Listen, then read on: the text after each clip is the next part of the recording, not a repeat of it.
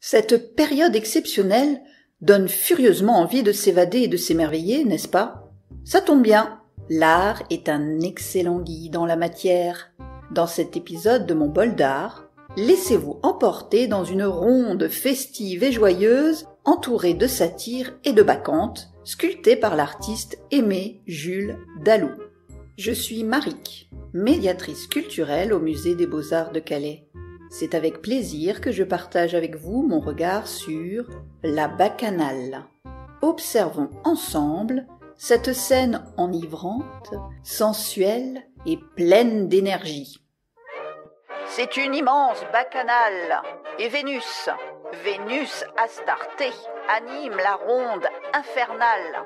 Tout est plaisir et volupté, vertu, devoir, honneur, morale, par le flot tout est emporté. Extrait de La Belle Hélène, acte 3, trio patriotique de Jacques Offenbach. Au XIXe siècle, l'intensification des fouilles archéologiques des cités de Pompéi et d'Herculanum accroît l'engouement des Européens pour l'Antiquité et ses mythes. L'imaginaire autour du dieu Bacchus, du vin et de la danse exaltée fournit à l'art une foisonnante source d'inspiration.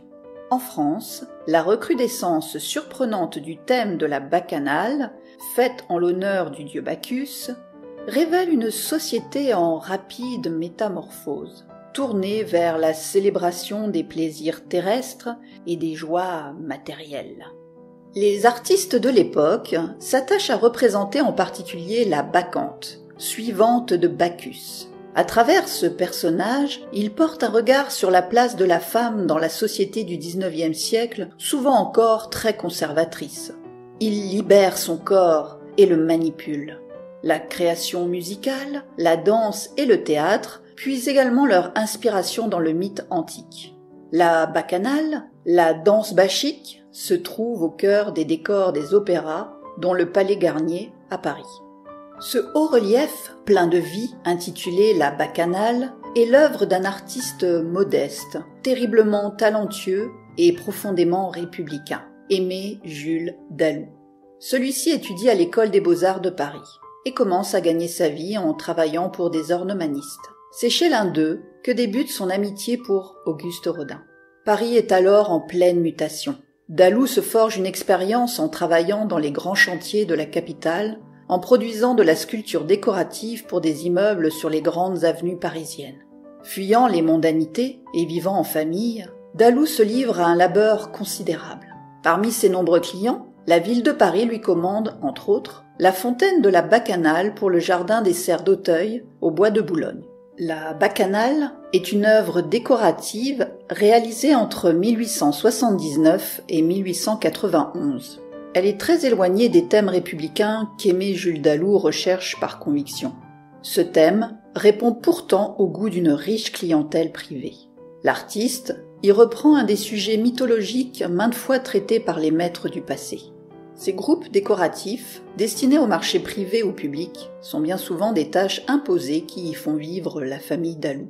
Cela éloigne pourtant l'artiste de sa grande ambition, le monument public.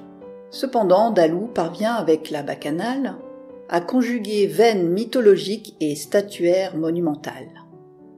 Vous voulez entrer dans la danse? Alors, laissez-vous emporter par cette ronde enjouée haute en relief. Elle nous immerge joyeusement en pleine fête en l'honneur de Bacchus, dieu romain du vin, de l'ivresse et des débordements, appelé bacchanale. Aimé Jules Dalout nous plante sa bacchanale dans un cercle dynamique qui semble, par un savant placement des éléments, tournoyer comme une ronde endiablée. 4 personnages nous sont présentés, 2 hommes et 2 femmes. Ils sont tous nus, bien que quelques draperies s'entortillent sur les bras des personnages masculins. Cela ne voile rien à nos yeux et ajoute à la dynamique de l'ensemble comme si un vent coquin soufflait sur la scène. Toute l'attention de 3 des personnages se focalise sur la dernière de l'équipe de joyeux lurons. Elle est allongée au sol, dans la partie inférieure droite de la composition, pendant que sa camarade, se tenant debout et derrière elle, la maintient fermement au sol. Notre bacchante gigote frénétiquement. Son visage, aux joues bien rondes, montre tous les signes d'une crise de fou rire. Son abandon est joyeux et consentant. Dans l'énergie qui anime son corps, l'artiste a mis un élan sensuel et voluptueux dont les pouvoirs enivrants du vin ne sont pas étrangers. Pendant ce temps-là, à gauche, l'un de ses compagnons hilars se penche vers elle, tenant dans ses mains des grappes de raisin. Son intention est claire. Il va lui presser des grappes sur le visage afin de l'inonder du divin breuvage. Un quatrième luron, surplombant la mêlée, plus spectateur qu'acteur, s'amuse de la scène, tenant à la main une coupe. Serait-ce Bacchus en personne ? Les corps des hommes sont musclés et nerveux, les corps des femmes sont charnus et sensuels. Tout comme ses collègues sculpteurs Carpeaux et Rodin, Aimé Jules Dalou transforme la bacchante en femme naturelle et déshabillée. Il présente un corps qui se tord, se dévoile, libéré de toute contrainte.